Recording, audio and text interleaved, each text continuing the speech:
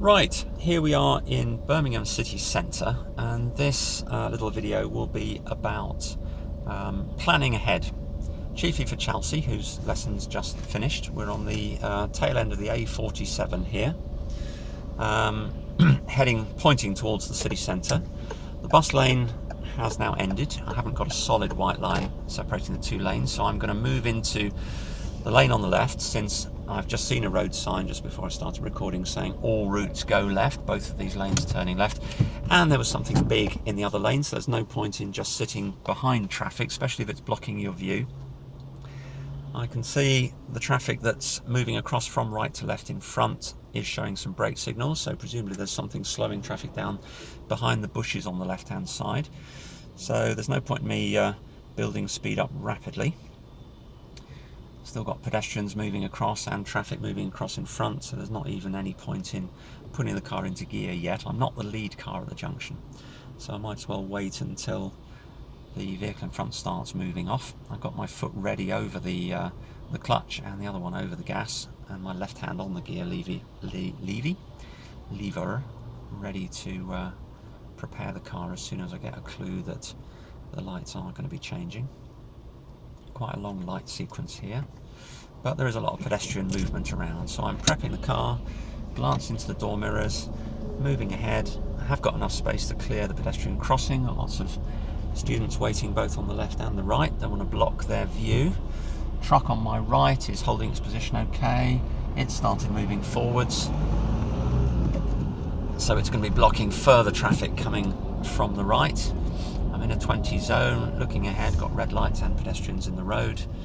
This is the east side of Birmingham, being redeveloped at the moment, and temporarily having the big wheel sited here rather than Centenary Square, closer towards the centre. This is Millennium Point on our left, where the Science Museum moved almost 18 years ago now. Heading into the sun, so we'll get the visor down in time, maybe move my sunglasses over my eyes.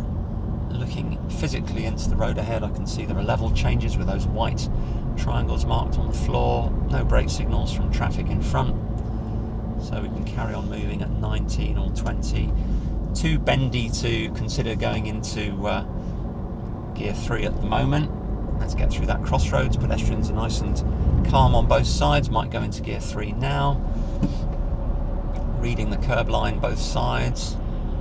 All traffic seems to be being directed straight ahead, apart from heavy goods vehicles which are being encouraged to go off to the left. And we've got a low bridge coming up. Still both lanes marked as ahead, but I'm going to avoid the traffic lights by taking a left down by the railway arches.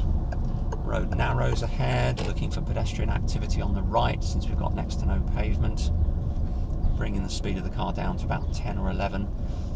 Glancing up at the railings and the roller shutters on the right hand side, so there's not going to be anybody coming out from there. A bit of activity in this construction van. Somebody getting in the driver's side.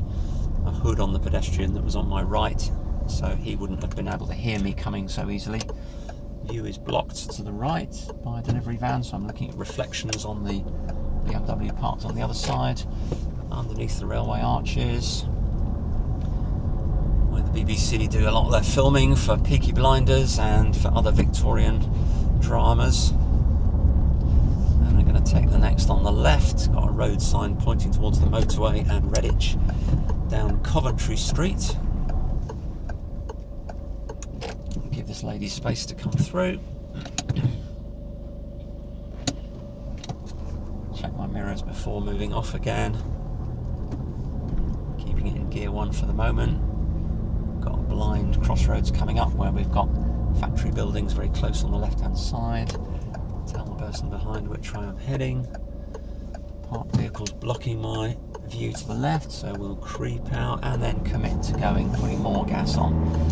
Ahead we've got a compulsory left turn according to the road sign. Being reminded of that with the rectangle saying all routes, but also another dual carriageway ahead, and then 3 more left turn obligatory signs there at the traffic lights.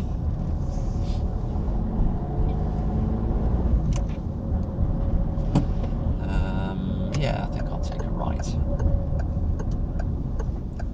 Multiple lane change, nobody behind me. It's not ideal practice to go through more than one lane at a time, but having checked out all three mirrors and seeing nobody behind me, it was safe to do it on that occasion. Here we are in the medieval main thoroughfare of the city by the River Ray, where the land is at its lowest point and where the River Ray comes in from the south, and where the original medieval traders first set up shop either sides of this thoroughfare. We've got the coach station these days on the right hand side, and the main Church of St Martin behind us.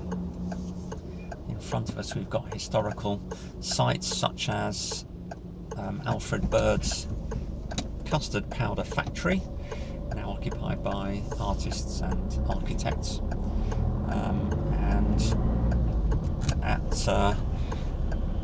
Camp Hill, where there was a camp during the English Civil War, because there was a battle here involving several hundred of the King's troops. And I wasn't paying attention particularly there, so I've gone beyond the stop line. My light is still green, but there was traffic queuing up on the right hand side, and now pedestrians have started walking, slowing my progress, but thankfully the traffic started moving again. So that was me not planning very well ahead there. Looks like we got a car with hazard lights on the double yellow line by the bus stop, causing the bus to block the road.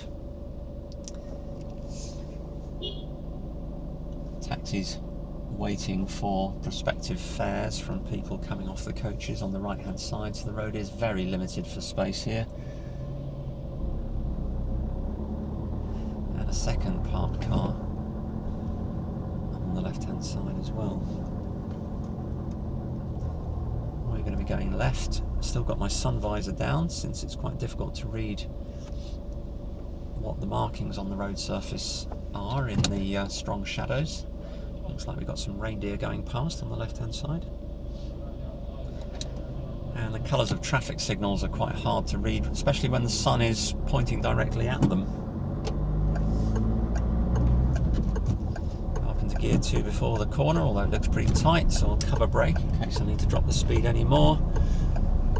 Now we're in Bradford Street, presumably named after the city of Bradford, although I can't think cartographically how this would be pointing up towards Bradford. It points up towards Camp Hill, where there's a spire of a church built in that very prolific period of church building that the ecclesiastical commissioners did in the very early 1800s, about 1820. This one, Holy Trinity, known as Holy Trinity Bawdsley, as well as Holy Trinity Camp Hill, declared redundant in 1975 and converted into a night shelter for homeless people. And the inside's been quite subdivided, but it's a fine exterior and will be made glorious again because it's on a very high point and will certainly look very attractive in the locality. We've got the rather Catholic looking square tower of the former church of St Basil and St John in front of us, which again was turned into a night shelter, somewhat more recent. So bringing the speed right down in gear 1, since we've got delivery vehicles right up to the edge of roads, keeping my clutch down, looking out for any activity. This forklift truck on the left, silver van in front pausing, so I'm using my body language to move out nice and early around this blue Ford Thunder, confirming what I'm intending to do, slowing it right down so that I can move in behind the silver van and turn into the Peugeot dealer. Seems to be quite a lot of space here today. Unusual, maybe they've sold a lot of cars. Oh, there's a French Citroën. Salut les Français. CJ 973 RD. J'oublie d'où ça vient, quel département. And nice and slow to turn into space number 16, and I think I might go and book myself a test drive to see what a petrol version of this car would feel like. since it's a long time since I experienced that. And this car has now done 53,000 miles. Should do about 200,000 on a modern diesel engine like this. It's over 3 years old now. I've had it 2 years, hope to keep it 4 years or so, but we'll see what kind of an offer they may be able to do for changing it a bit sooner than that. So that's the end of this recording.